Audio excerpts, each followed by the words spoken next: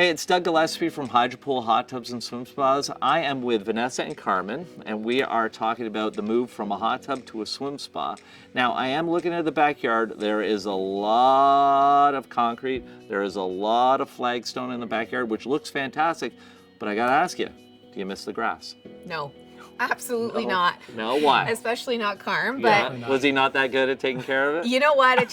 It's not his thing. Have you seen our front line? I knew that answer. He's good at many things, and the grass is just not one of them. But it's okay. And I was always, to be honest, one of those people that said, you know, I want the grass in the backyard. I want the kids to be in nature. But when we had it, we never used it. Yeah. Our backyard is not very large, and we use our community a lot more to be immersed in nature and having the kids explore.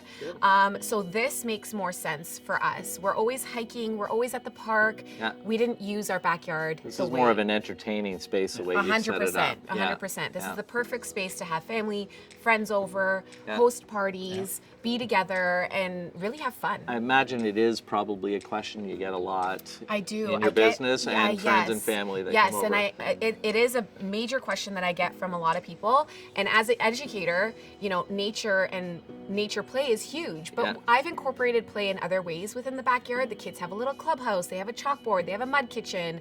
So they're not short of The entertainment. clubhouse is where Carmen goes? Yes, Everyone- the doghouse, yeah. Awesome. AKA.